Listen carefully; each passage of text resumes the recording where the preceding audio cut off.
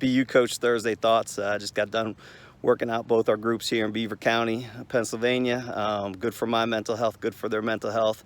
You know, we talk to our players all the time about running your own race. Don't worry about anybody else, especially at the youth level. That size and strength will come along. You just got to keep working your skills, and at some point all the rest will even up. So whoever did the work is going to end up being on top in the end.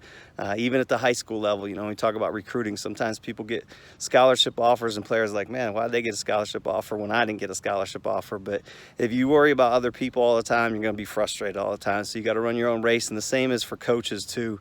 It's especially true in my opinion right now in social media day and age. I see a lot of people, a lot of coaches getting clout.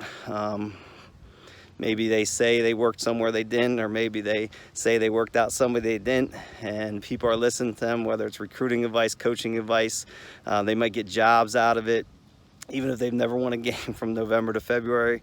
So it can be frustrating. You might say, well, look at my resume compared to them. Why did they get the job and why didn't I get the job? And so this profession isn't fair. The jobs don't always go to the most competitive or the best person. I've got jobs because of my gender. I've lost jobs because of my gender. I've won jobs because of who I know, and I've lost jobs because of who somebody else knows. So it's definitely not a fair profession. You got to run your own race.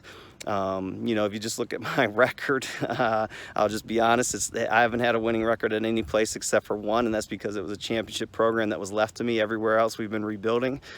So if I looked at that, I could be frustrated. People could say, man, he's not a very good coach, and that could frustrate me, but I don't worry about that. They don't see the high school team we left hasn't won that many games since we left over a decade ago. They haven't seen that one of the programs that we had, we took them to the only NCAA tournament in school history, or what we're about to do where we're at now. That's been a sleeping giant for about 15 years. So you just got to run your own race. You got to stay focused on you.